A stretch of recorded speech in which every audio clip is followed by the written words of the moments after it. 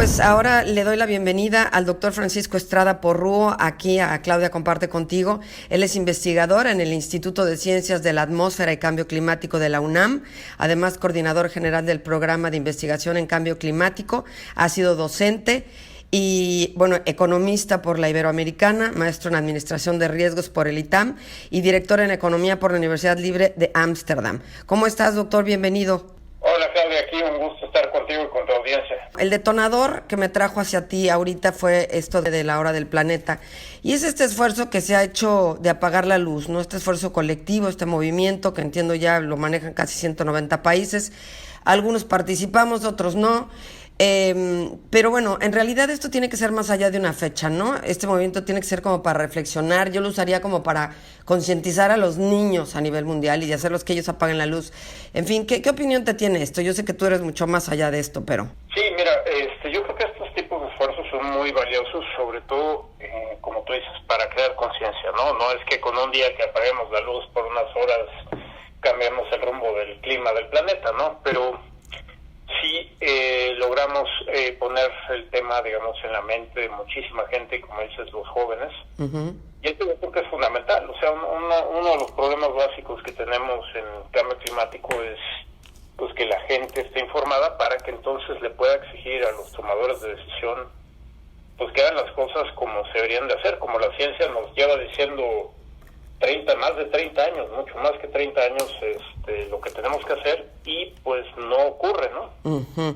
¿Qué pasa ahí? Porque sí entiendo que se habla, está el Acuerdo de París desde el 16, nadie llega a los acuerdos. ¿Qué falta? ¿El empuje de todos juntos o las instituciones solas no están pudiendo? ¿Qué está sucediendo? Yo creo que, mira, pues si uno ve, llevamos 26 conferencias de las partes, ¿no? Que es donde el mundo se reúne a discutir qué hacemos con cambio climático. Uh-huh. Esto empezó por ahí de 1990, ¿no? Si tú te pones a ver la gráfica de la temperatura de 1990 para acá, no ha hecho otra cosa que aumentar, ¿no? Entonces, pues digamos que han tenido un papel muy importante estas negociaciones en tanto que nos hacemos conscientes, ¿no? Por ejemplo, muchas veces cuando nosotros podemos hablar con los medios o los medios tienen un interés más grande en hablar con los científicos de cambio climático es precisamente cuando ocurren estas conferencias de las partes. Uh-huh. Y creo que han tenido esta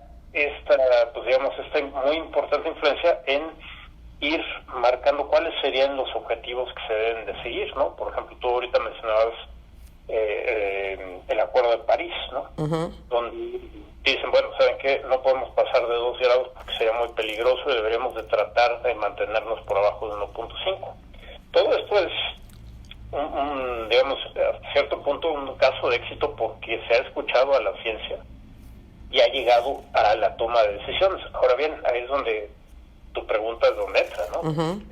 ¿Qué está pasando? Si ya estamos oyendo a la ciencia, ¿cómo es que no damos el paso siguiente? Y ahí entramos con el asunto de pues los intereses económicos, el típico, lo que pensamos muchos, bueno, en cambio climático, ¿no? Bueno, cambio climático es un problema que está en el futuro y que además no va a afectar a mí, sino que va a afectar a alguien que es lejano a mí. Yo a veces me pregunto con toda esta gente que no tiene nietos, hijos, bisnietos. Déjate de eso, es que a ti y a mí sí nos toca. Y bueno, también, tocado, sí, sí. Es que, no, o sea, si yo te cuento, por ejemplo, los estudios que nosotros hemos hecho en la UNAM, ¿no? Uh-huh. Por ejemplo, costos económicos de cambio climático, ¿no?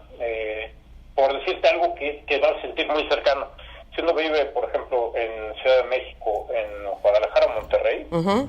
Esta década perdemos al año en estas ciudades, durante esta década vamos a empezar a perder más de $1,000 millones cada año por cambio climático. Fíjate nomás. Y eso va aumentando, ¿no? O sea, uh-huh. Y $1,000 millones, escogimos esa cifra porque es como, por ejemplo, en Estados Unidos se cataloga un desastre climático cuando ocurre un gran huracán o una cosa de estas, ¿no? ¿Por qué no nos vamos, perdóname, te interrumpo tantito, así como conceptualizando brevemente cada uno de los términos para que la gente entienda bien? A ver, ¿qué es el cambio climático?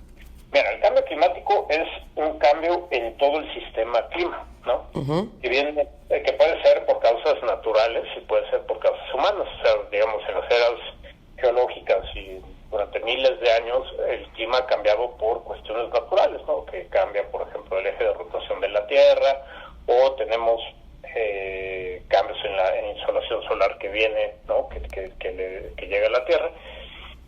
Pero esos cambios, digamos, son relativamente lentos y pues el hombre no ha tenido que ver en eso, evidentemente. Pero en este último periodo de los últimos, ¿qué te gusta?, 200 años para acá, nosotros tenemos la batuta de cómo cambia el clima. O sea, es decir, nosotros, si tú te imaginas, pues qué es lo que hacemos, ¿no? Nosotros generamos bienestar, generamos productos, servicios, etcétera, etcétera. Te estoy hablando como economista, ¿no? Uh-huh. Y para hacer eso lo que hacemos es que alteramos, pues, básicamente todo nuestro entorno, ¿no? Y resulta que cuando uno se pone a pensar qué es el sistema clima, pues no es nada más la atmósfera, sino el sistema clima es todo, ¿no? Tenemos las montañas, tenemos los mares, tenemos los cuerpos de hielo, tenemos la biosfera donde están los árboles, donde estamos nosotros. Todo esto nosotros lo estamos alterando, ¿no? Uh-huh. Pues cuando uno se da cuenta de eso, es rapidísimo darte cuenta de que si te estás metiendo con cada uno de los componentes del sistema clima, pues es esperable que empecemos a tener una respuesta de parte del sistema clima, ¿no? Uh-huh. A estos cambios. Y lo que hemos visto es que pues ha sido una respuesta muy rápida, muchas cosas más rápida de lo que se esperaba, por ejemplo, en la ocurrencia de eventos extremos. Hemos tenido, por ejemplo, el año pasado, no sé si te acordarás, pero hubo en Lytton, en Canadá, se rompió el récord de temperatura máxima. Sí, sí. No por medio grado, sino por 5 grados completitos, ¿no? Es una bestialidad. Y lo mismo vemos en precipitaciones extremas, etcétera, ¿no? Porque de hecho yo leía, por ejemplo, que antes de la era industrial, la temperatura era como de 1.2 grados menos, o sea, más abajo. O sea, esa es la parte humana donde sí la hemos nosotros puesto de mucho a nuestra parte, ¿no? Sí, y además eso es lo que nos han dicho desde el IPCC, estudios hechos fuera de México y estudios hechos en México, porque también hay, de lo que se llama atribución de cambio climático. Uh-huh. Ahorita, por ejemplo, decías muy bien que ya hemos aumentado la temperatura del planeta, digamos, en 1.2 grados centígrados en comparación con el periodo preindustrial. Uh-huh. Bueno, la atribución es, eso ya ocurrió, pero ¿por qué ocurrió? ¿Es por cuestiones naturales o somos nosotros? Y pues todos los estudios que se han hecho, básicamente, nos dicen, pues sabes que la influencia humana es muy, muy dominante. O sea, todo el calentamiento que hemos visto se debe a nuestra influencia, sí, sí. No a otra cosa. La capa de ozono no entra en nuestro cambio climático. Tiene sus cuestiones climáticas, pero digo, eso no es un tema que nos preocupe en el cambio climático, por el cambio en el clima en particular. Ah, de acuerdo. Sí, lo que sí nos preocupa mucho es los gases de efecto invernadero. Okay. Por ejemplo, es el CO2, es el metano, son algunos compuestos que se generan, por ejemplo, en procesos industriales, en la agricultura. Uh-huh. Actividades humanas. Uh-huh. Sí, que está muy relacionado. De hecho, nosotros tenemos un estudio sobre eso. Entonces, por ejemplo, tú ves el calentamiento que se observó durante el siglo pasado y lo que va de este. Uh-huh. Pues, básicamente, el calentamiento más duro empezó en 1960, ¿no? Cuando empezamos a ver la tasa, digamos, de calentamiento se multiplicó por 3 en 1960, por ahí en la década de los 60. Uh-huh. Lo que nos pusimos a ver en ese artículo es, bueno, ¿y qué pasó? ¿Por qué se debe esto? Bueno, pues es muy fácil rastrearlo a que después de la Segunda Guerra Mundial tenemos esta explosión demográfica y tenemos este desarrollo o crecimiento económico básicamente que no ha parado desde aquel entonces. Hemos tenido baches, claramente, pero no ha parado, ¿no? Entonces eso va, por ejemplo, con que consumimos más alimentos, con que tenemos más actividades industriales. Uh-huh. Y uno puede crear estos efectos de recuperación y crecimiento después de la Segunda Guerra Mundial a esa tendencia general. Y más aún, si yo te cuento esto, me vas a decir, nada. Hay cosas que hemos hecho nosotros como humanos, como planetas y eventos socioeconómicos de gran magnitud que han dejado una huella en la temperatura global. Por ejemplo, en un periodo de 30 años tuvimos la Primera Guerra Mundial, uh-huh. La Gran Depresión Económica de 1929, que duró más que 1929, uh-huh. Y la Segunda Guerra Mundial.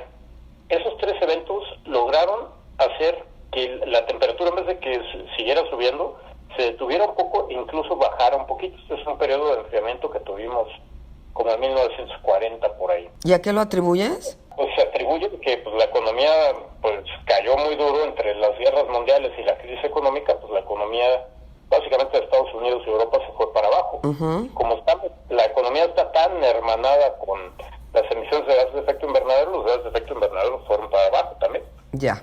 Y entonces hay varias cosas que hemos podido detectar que han tenido efectos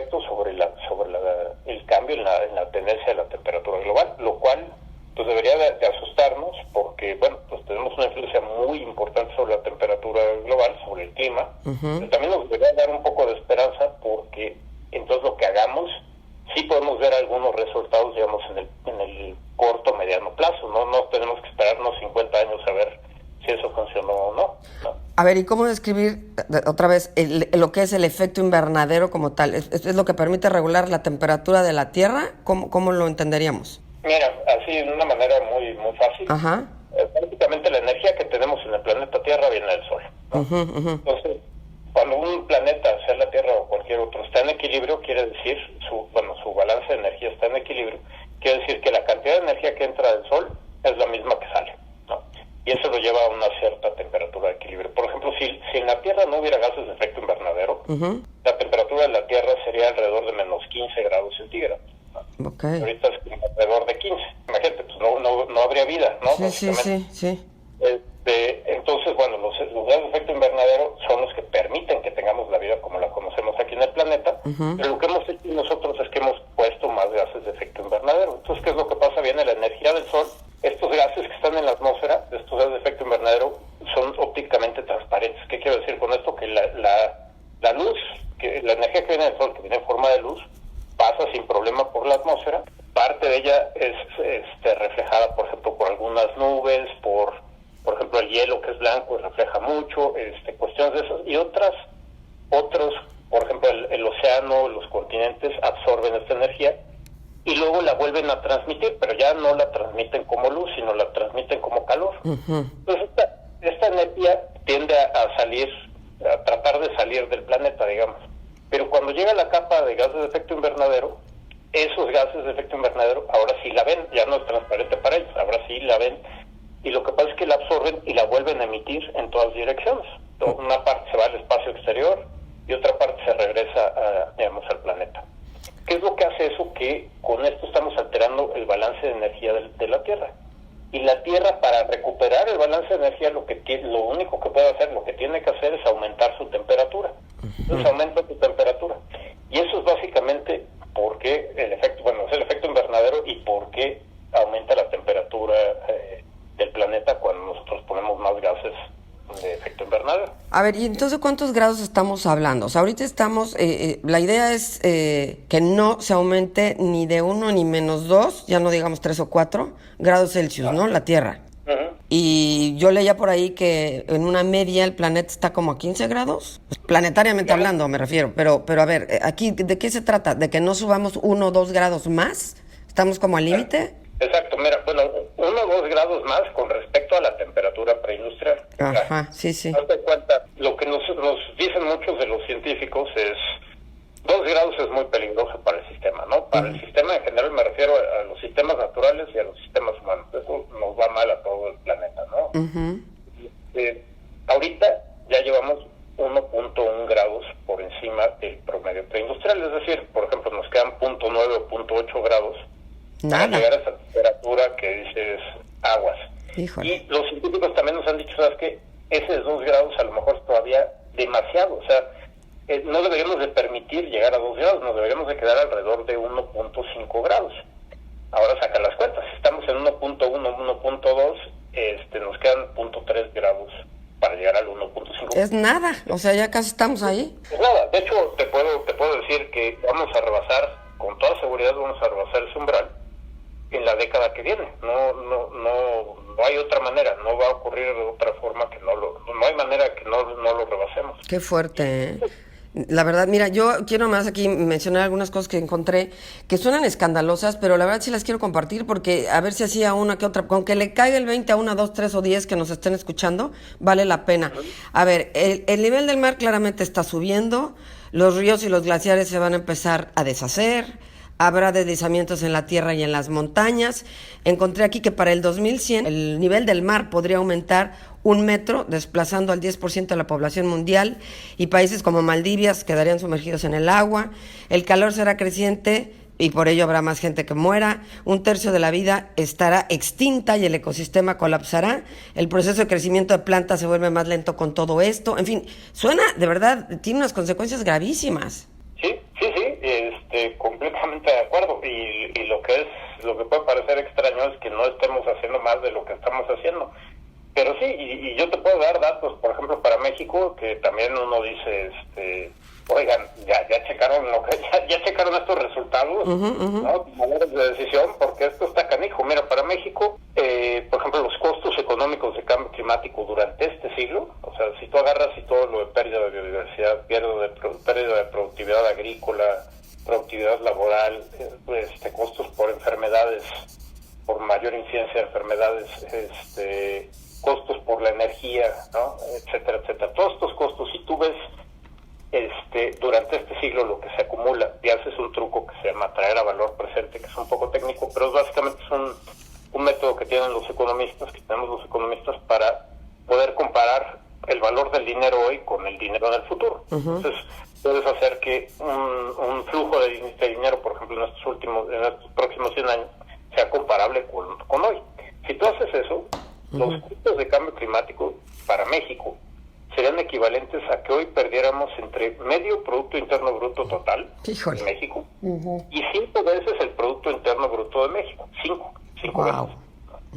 Ese es el tamaño del problema. Y mira, las estimaciones económicas pues siempre están subestimadas, porque hay muchas cosas que uno no le puede poner un precio. Por ejemplo, uno no le puede poner el precio a que existan, por ejemplo, las ballenas, ¿no?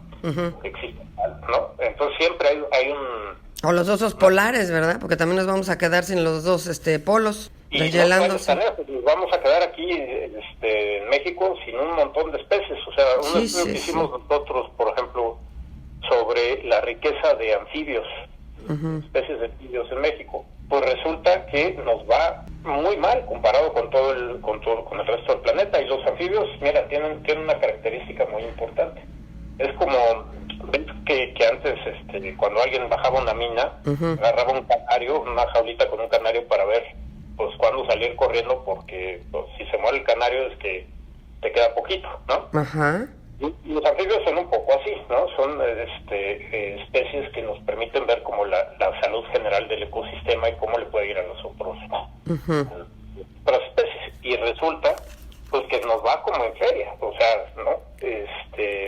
Entonces los riesgos son muy grandes, te digo, tanto para sistemas humanos, como esto que te decía de la economía, o en la agricultura, este tipo de cosas, pero también para los sistemas naturales, ¿no? ¿Qué decirle tú como especialista al común de a pie a nosotros? ¿Qué podemos hacer?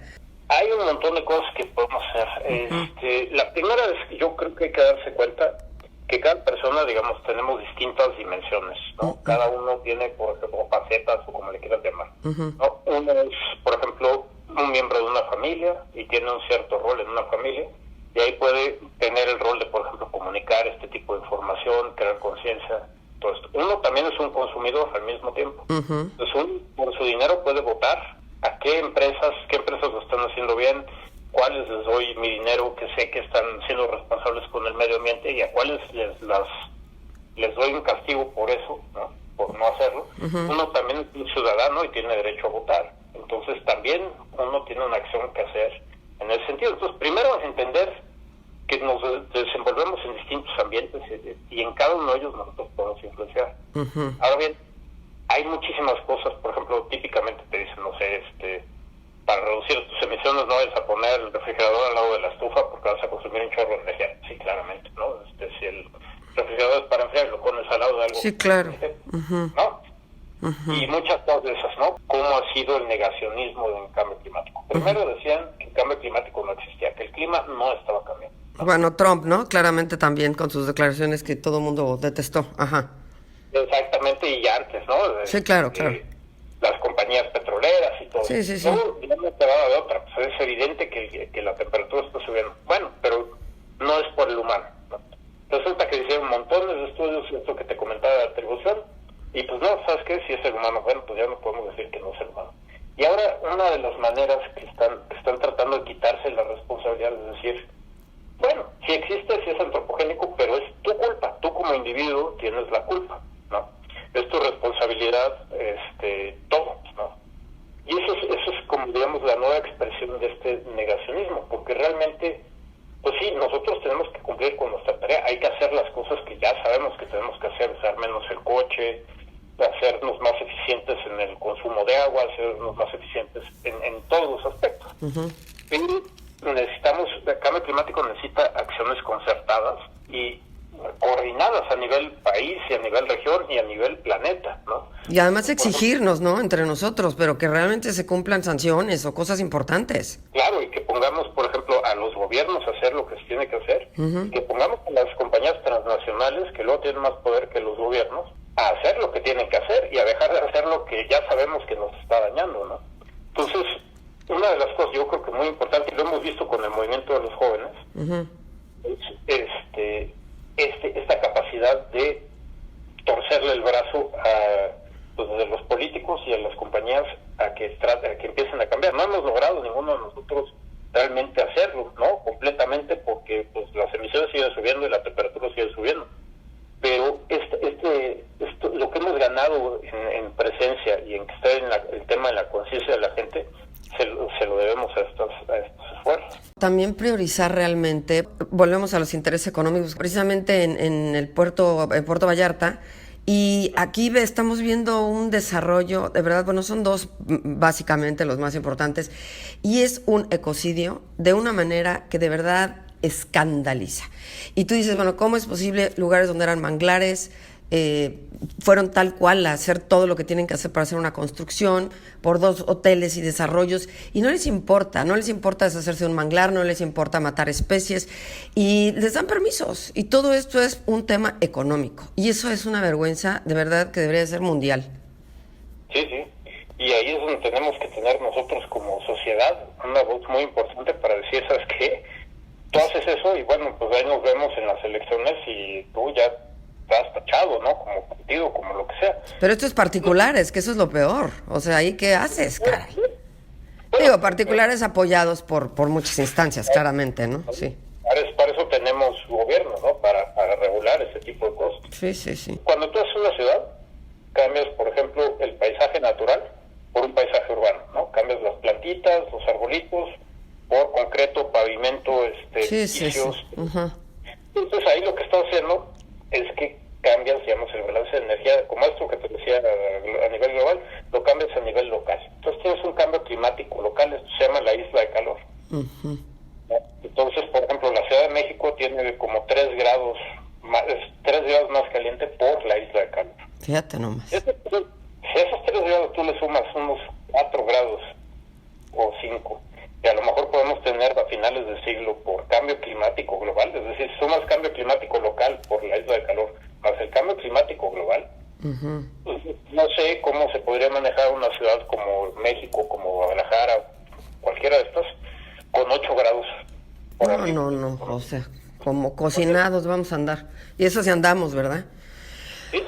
Híjole, pues mira, realmente el escenario, por más positivo que uno lo quiera plantear, es apocalíptico, es espantoso si te pones a entrarle al tema, pero hay que entrarle, porque a la medida que tengamos mayor conciencia y tengamos la capacidad, cada quien en su nicho, en su familia, en su pequeño núcleo, de ir concientizando a las nuevas generaciones, pues esperemos ir haciendo mejor las cosas, porque parece esto que no tendrá remedio, ¿verdad? No, y mira, pero eso es muy importante. La cosa es que hay cosas que posiblemente no tengan remedio. Digamos, hay algunos impactos que ya no nos vamos a poder quitar. Simplemente porque el sistema clima tiene una memoria muy grande y la economía, la sociedad tiene, digamos, es muy persistente, es muy reacia al cambio, ¿no? Entonces tarda. Entonces va a haber algunos impactos que no nos podemos quitar, pero todavía podemos hacer muchas cosas, por ejemplo, en adaptarnos. Todavía podemos hacer mucho bueno, a lo mejor no podemos evitar 1.5, pero sí podemos evitar 3, sí podemos evitar 4. Claro. ¿No? Entonces, hay muchísimo por hacer, ¿no? Pero sí que cumplan los gobiernos, como decimos, porque pues se ponen de acuerdo, pero nadie lo cumple. O algunos no, o sea, obviamente los países de tercer mundo, segundo, o sea, no llegan a las metas que se proponen, y eso es gravísimo, ¿no? Digo, nosotros estamos entre esos, me queda claro, ¿verdad? No, sí, de hecho hay por ahí un estudio que si todo el planeta se comportara como México, lo hicieron para muchísimos países, ¿no? Si todo México se comportara como México, digamos, en sus aspiraciones para reducir las emisiones de gases de efecto invernadero, el planeta llegaría a 3 grados, a más de 3 grados de aumento. Y en poco tiempo, me imagino. Sí, ¿no? No, bueno, pues realmente hay que reflexionar por lo pronto en todo lo que nos da el planeta, el aire, el agua, la tierra, todo lo que nos da, todo lo que estamos perdiendo. Y además la falta de equidad, ¿no? La falta de justicia, la falta de mesura, de cómo no somos agradecidos con la contraparte, que nos da todo esto, toda esta posibilidad de vida. Y decir que, bueno, pues es un muy delicado equilibrio que estamos rompiendo y que pues ahora sí que estamos jugando con fuego, ¿no? Literalmente. Y además, digo, el otro lado de la parte de equidad y todo esto, también, por ejemplo, tenemos los objetivos de desarrollo sostenible, donde tienes metas como cero hambre, como evitar la pobreza. Sí, sí, y tampoco hemos llegado ni a, ¿verdad? No, y con cambio climático, pues si ya es difícil, con esto va a ser mucho más difícil. Claro. Precisamente los impactos no se distribuyen parejo entre todos nosotros. A los países más fregados nos va a ir peor.